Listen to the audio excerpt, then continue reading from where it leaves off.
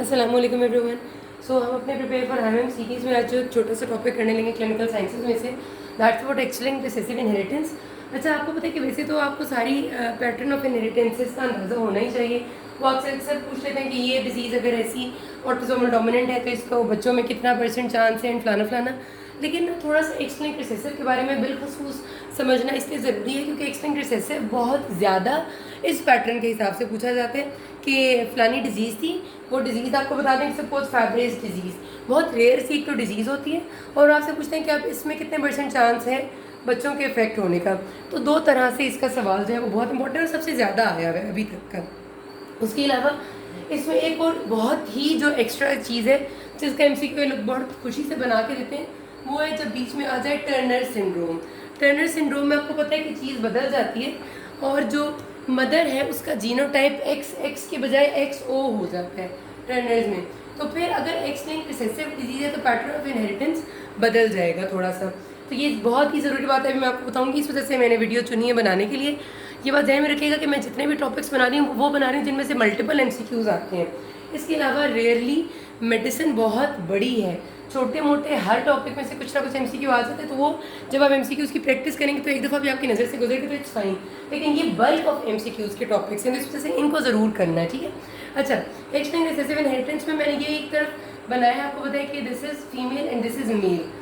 अच्छा, अगर फीमेल जो है वो अफेक्टेड है, कोई भी डिजीज़ है जो एक्सलिंक्ड रिसेसिव है और उसमें फीमेल कैरियर है, ये जो ग्रीन में आपको नज़र आ रहा है ये कैरियर है और मेल पार्टनर बिल्कुल नॉर्मल है, तो उसके जो इनके जो चिल्ड्रन होंगे उनमें 4 जो कॉम्बिनेशंस बनते हैं, आई होप सो ये आपको आते हैं कि एक एक्स के साथ, फिर ये XSY के साथ, फिर एंड इस तरह से 4 कॉम्बिनेशंस। तो उनके जो 4 पॉसिबल बच्चों के कॉम्बिनेशंस हैं वो ये 4 होंगे। अब इसमें आप देखें ये तो नॉर्मल है, ये तो नॉर्मल है, मतलब नो डिजीज़। अब ये वाला जो XX है जिसमें एक फीमेल होगी और वो कैरियर होगी, ठीक है, ये फीमेल कैरियर होगी। क्यों? क्योंकि डिजीज़ एक्सलिंक्ड रिसेसिव है तो एक X हमारा ठीक है, तो ये फीमेल कैरियर होगी। लेकिन ये वाला जो बंदा है हमारे पास XY, इसमें ख़राब वाला X आया है और दूसरा X कोई है भी नहीं, तो ये वाला जो सन होगा ये बाकायदा अफेक्टेड होगा और ये डिज़ीज़ को मैनिफेस्ट करेगा, ठीक है। तो अगर एक्सलिंक्ड रिसेसिव डिसऑर्डर्स हैं और मदर कैरियर है, फादर नॉर्मल है, तो 50% चांस है बच्चों के इफेक्ट होने का, जिनमें 25% चांस होता है कि वो अफेक्टेड चाइल्ड हो सकता है, ठीक है।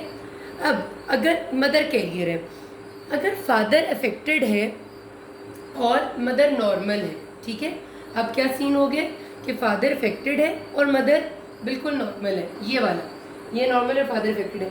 इस केस में जो 4 बच्चों के पॉसिबल सीक्वेंसेस बनेंगे उनमें हमारे पास जो दोनों बच्चे बन रहे हैं लड़के वो भी नॉर्मल है और ये कोने वाला लड़का ये भी नॉर्मल है, और दोनों जो बच्चियां बन रही हैं वो दोनों कैरियर बन रही हैं, ठीक है।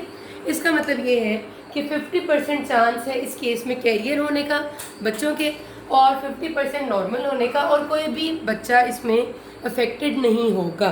तो ये सवाल याद रखना, चाहे रट लें चाहे वहाँ पर ये बना लें, क्योंकि ये बनाते हुए भी 2 मिनट भी नहीं लगते, 50-30 सेकेंड्स लगते हैं कि आप पूरा ये सीक्वेंस ड्रॉ करके ख़ुद देख लें।